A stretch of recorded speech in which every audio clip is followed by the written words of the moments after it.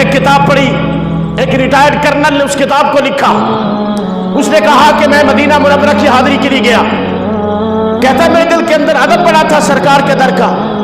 تو میں مسجد نبوی شریف میں بیٹھا ہوا تھا.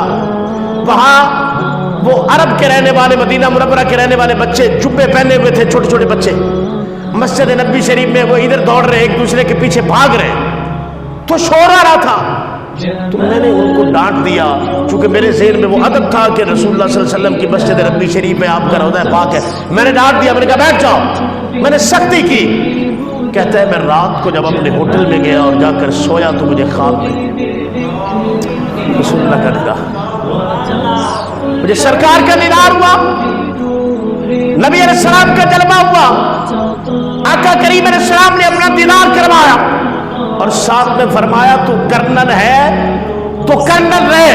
یہ اس کے لفظ ہیں جو میں نے پڑھے, لیکن یہ میرا نگر ہے, یہ محبت کی عمادگاہ ہے, یہاں آنے والوں کو پیار ملتا ہے. فرمایا تیری ہمت کیسے ہوئی کہ ان معصوم بچوں کو تو نے ڈانٹا, تو نے میری محبتوں کو نہیں پڑھا. تیرا نبی تو محبتیں بانٹنے والا ہے, تیرا نبی تو لوگوں کو سینے لگانے والا ہے. آقا کریم علیہ السلام تو بچوں کو گود میں لے لیتے تھے اور بچے گود میں پیشاب کر دیتے تھے.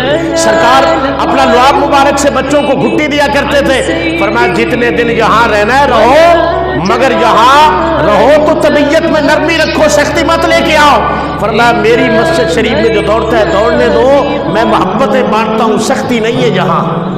تو مدینہ منورہ محبتوں کی آماجگاہ ہے, مدینہ منورہ پیار ہی پیار ہے. وہاں جانے والے اپنے کئی تجربات بتاتے کہ وہاں میں گیا, جانے والے بتاتے میرے دل میں تھا کہ آج میں یہ کھاؤں, تو کہتے ابھی میرے دل میں تھا کہ مجھے پیش کر دیا گیا. اللہ کے حبیب صلی اللہ علیہ وسلم نے وہاں کئی غلاموں کی ڈیوٹیاں لگائی ہوئی ہیں, کئی غلاموں کی ڈیوٹیاں لگائی ہوئی.